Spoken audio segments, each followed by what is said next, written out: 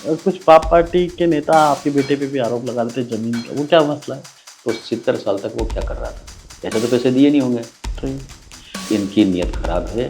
ये लोग हमारी ज़मीन को हड़पना चाह रहे थे कि राजकुमार जी, आपने करोड़ों की संपत्ति बनाई है, कौन से खेत में पैसों की खेती की ये बता दो। 3 करोड़ का आलीशान बंगला बना रहे हैं, अभी भी काम चल रहा है। मैं उनको चुनौती देता हूँ, 1 रुपये का भी भ्रष्टाचार का आरोप लगा दो, मैं राजनीति छोड़ दूँगा। नहीं तो 2 आदमी खड़े होकर कोई भी कह देंगे साहब ये तो ज़मीन मेरी है। मेरे विषय में बोलने में उनको कोई इश्यू मिल नहीं रहा है। और बच्चे ने 1 करोड़ का लोन लिया है, इस राजकुमार पे मैंने आरोप नहीं लगाया। अब उसके बाद में ये उछल-उछल करके और सोशल मीडिया पर एक तरह से तूफ़ान खड़ा कर दिया है, तो ऐसा क्या तूफ़ान? अभी हाल ही में कुछ पाप पार्टी के नेता आपके बेटे पे भी आरोप लगा रहे थे ज़मीन का, वो क्या मसला है? देखिए, ये सोशल मीडिया पे बहुत चल रहा है। मेरा बेटा वयस्क है, बीटेक किया हुआ है, धंधा तो कहीं न कहीं कोई न कोई करेगा।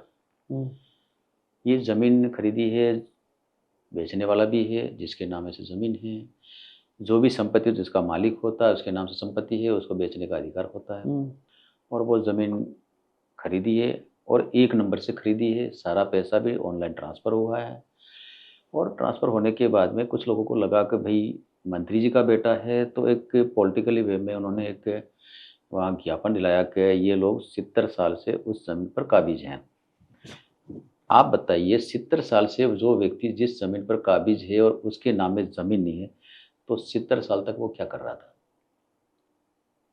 दूसरे की ज़मीन कमा रहा था, तो या तो उनसे कहता कोई ये ज़मीन हमको दे दो।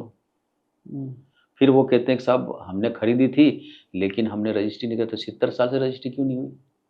सही बात है। बड़ा एक इश्यू है। 70 साल से आपने रजिस्ट्री नहीं की, चलो बाद में की।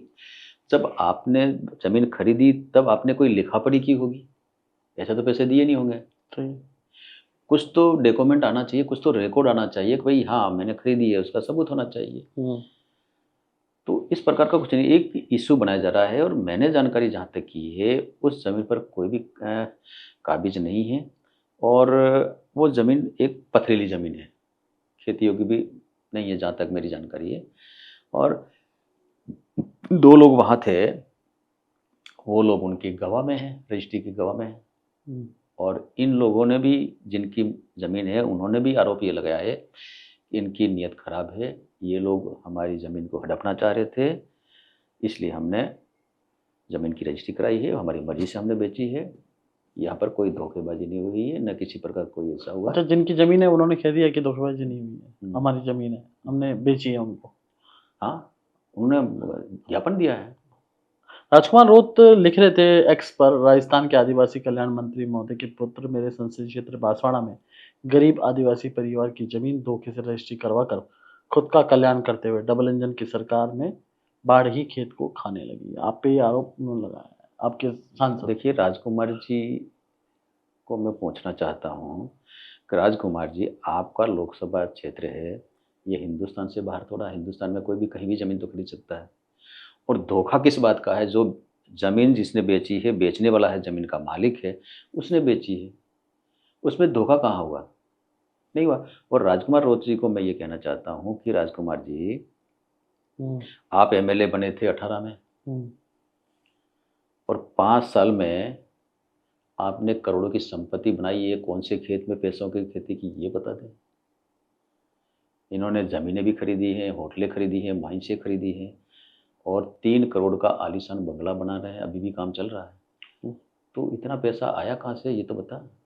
मैं उनको चुनौती देता हूँ, 1 रुपये का भी भ्रष्टाचार का आरोप लगा दो, मैं राजनीति छोड़ दूँगा। ये थोड़ा हो सकता है। हाँ, बच्चा है, बच्चा कहीं न कहीं तो धंधा करेगा और धंधा करेगा तो 1 नंबर से खरीदी है, आप सारा रिकॉर्ड चेक करवा लीजिए। और जब उनकी ज़मीन थी, तो उनके किसी प्रकार कागज़ तो होने चाहिए। हुँ। कागज़ है तो आप आरोप कैसे लगा रहे हो? ये तो 2 आदमी खड़े होकर कोई भी कह देंगे साहब ये तो ज़मीन मेरी है, तो कैसे मान लोगे? और इसमें धोखा कहाँ हुआ?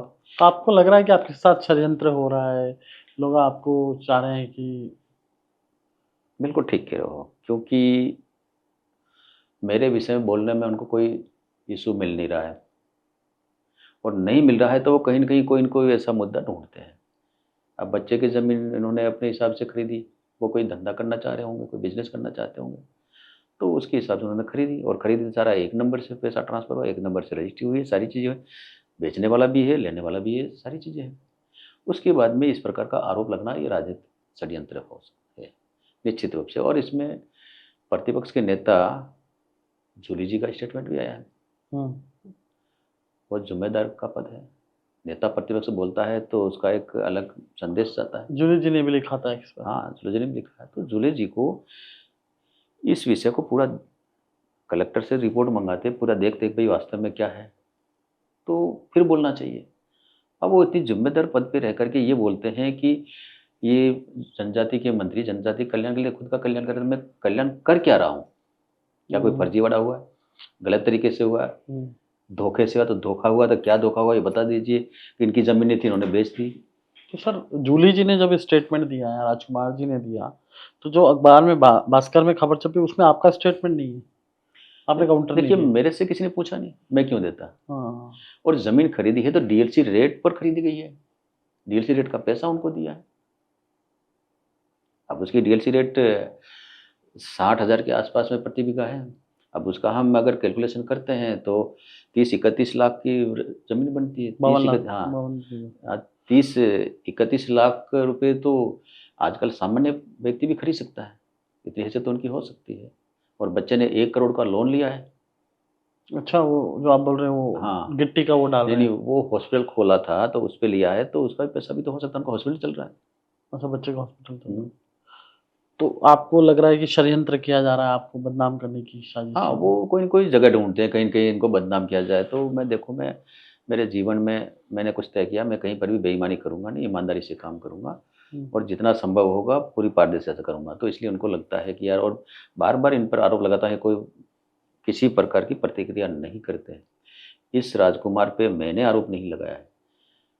कांग्रेस सरकार के मंत्रियों ने करोड़ों रुपए का लेन-देन का, सत्ता बचाने में लेन-देन का आरोप लगाया है। इसने एक शब्द नहीं बोले हैं। और बाबूलाल खराड़ी के बच्चे ने 1 नंबर से ज़मीन खरीदी है, सारा ऑन द रिकॉर्डेड है।